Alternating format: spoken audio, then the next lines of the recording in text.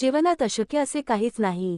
शिक्षणाधिकारी वंदना फुटाणे, लातूर ता 21 प्रतिनिधी। जीवन सुंदर आहे, ते प्रामाणिकपणाने जगत राहिलो तर गुलाबाच्या पाकळ्याप्रमाणे उमलत जाते।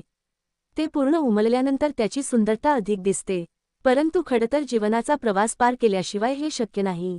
खरतर जीवनात अशक्य असे काहीच नाही, असे प्रतिपादन लातूरच्या जिल्हा परिषद प्राथमिक विभागाच्या शिक्षणाधिकारी वंदना फुटाणे यांनी केले।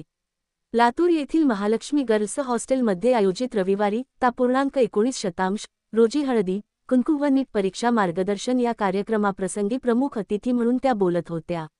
या कार्यक्रमाच्या अध्यक्षस्थानी महालक्ष्मी गर्ल्स हॉस्टेलच्या संचालिका मैथिली कुमार होत्या। यावेळी जयश्री पवळे, कालिका चिखले, सुमित्रा पाटील, उषा कोराटे, ज्योती भोसले, हर्षदा मॅडम आदींची प्रमुख उपस्थिती होती।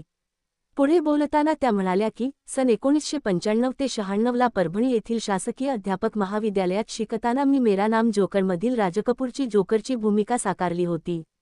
अगदी त्यानुसारच मी जीवनाच्या रंगछटा उलगडून दाखविल्या होत्या। आम्ही 4 बहिणी व 2 भाऊ, वडिलांना पॅरालिसिस झालेला, घरात 18 विश्व दारिद्र्य, त्यामुळे सर्व जिम्मेदारी माझी आई व आम्हा बहिणीवर। भावांचे शिक्षणही पूर्ण करायचे होते, म्हणून आम्ही मेस चालविली, 15 रुपये रोजंदारीवर काम केले, शिवणकाम केले, काच गुंड्या केल्या।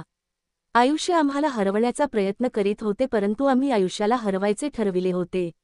जीवन ही परीक्षा आहे। माणूस म्हणजे जोकरप्रमाणे आहे, त्याला जीवनात अनेक भूमिका वटवाव्या लागतात। परीक्षा कोणतीही असू दे, त्याला धैर्याने सामोरे गेले तर यश आपलेच असते। सर्व संकटावर मात करत करत मी जिद्दीने लढत राहिले।